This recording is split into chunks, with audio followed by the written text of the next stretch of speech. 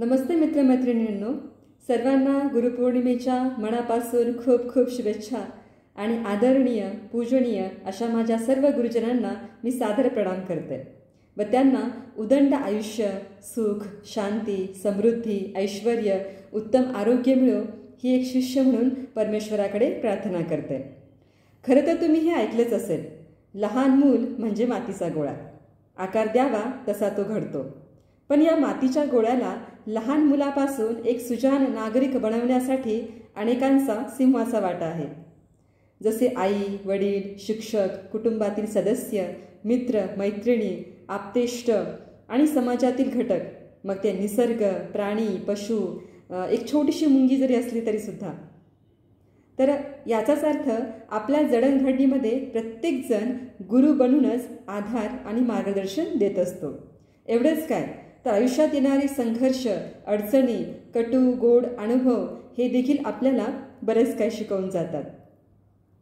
फिरत्या चाकावरती देसी मातीला आकार, विठ्ठला तू वेडा कुंभार, अशी देवाला सुद्धा उपमा दिली आहे। संत साहित्य असो, ग्रंथ संपदा असो, ज्ञानेश्वरी गाथा असो किंवा हरिपाठ, श्रीकृष्णाची भगवद्गीता असो, एकलव्य, अर्जुन यांना त्यांच्या गुरुमुळे श्रेष्ठत्व प्राप्त झाले। तर अशा ह्या आजच्या गुरुपौर्णिमेच्या निमित्ताने मी गुरु ही कविता लिहिली आहे आणि तिचे आज मी सादरीकरण करणार आहे। चला तर मग आपण कवितेला सुरुवात करूया। कवितेचं शीर्षक आहे गुरु।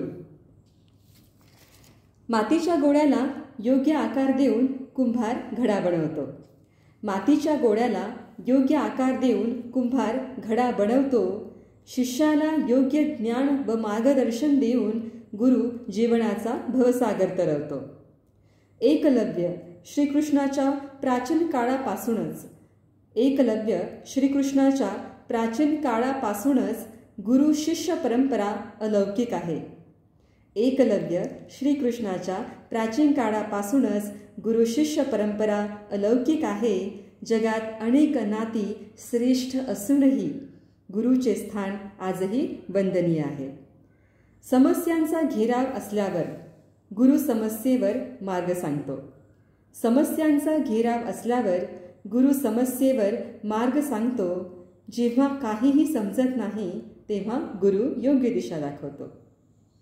जेव्हा काहीही समजत नाही तेव्हा गुरु योग्य दिशा दाखवतो। कुटुंबातील नाती, समाजाकडून कटू गोड अनुभवाचे घोट रोजच प्यायला मिळतात। कुटुंबातील नाती, समाजाकडून कटू गोड अनुभवाचे घोट रोजच प्यायला मिळतात। ज्येष्ठ कनिष्ठ प्रत्येकाकडून रोजच नवे धडे गिरवायला मिळतात।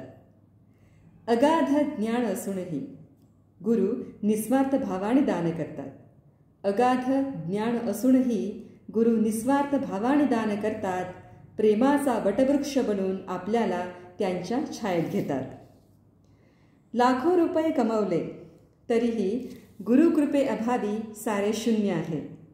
लाखो रुपये कमवले तरीही गुरुकृपेअभावी सारे शून्य आहे। व्यक्ती असो वा वल्ली, प्रत्येकाचाच माझ्या जडणघडणीत मोलाचा वाटा आहे। तुम्ही दिलेला ज्ञानाचा वसा मी वारसा म्हणून पुढे चालवावा। तुम्ही दिलेला ज्ञानाचा वसा मी वारसा म्हणून पुढे चालवावा। गुरु म्हणून या शिष्याच्या मस्तकावर तुमचा आशीर्वाद निरंतर असावा।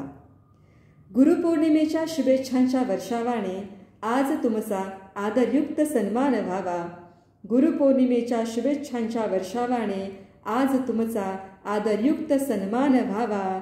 गुलाबाचे फूल तुमच्या चरणी वाहून हा शिष्य कृतकृत्य व्हावा। गुलाबाचे फूल तुमच्या चरणी वाहून हा शिष्य कृतकृत्य व्हावा। तर अशी ही गुरुवर मी कविता लिहिली आहे। तुम्ही पाहिलं असेल की स्वातीच मराठी कविता या चॅनलवरती मी कविता स्वतः लिहून सादर करत असते। पण आज मला असं वाटलं की गुरूंच्या प्रती मला जी काही कृतज्ञता व्यक्त करायची होती तर ती मी व्हिडिओमार्फत व्यक्त करावी।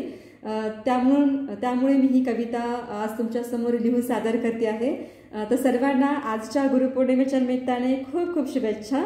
आणि आपण आशा करूया की जे गुरु आहेत ते गुरूंकडून जे आपल्याला काही ज्ञान मिळालं आहे, जे काही मार्गदर्शन मिळालं आहे किंवा जो काही त्यांच्याकडनं त्यांचा आपण आदर्श घेतला आहे, तर हा आपण पदोपदी आपल्या पुढच्या पिढीला किंवा पदोपदी आपलं आयुष्य जगताना आपण त्याचा उपयोग करून घ्यावा आणि आपलं भविष्य जे आहे ते उज्ज्वल करावं. तर आज आपण इथंच थांबूया.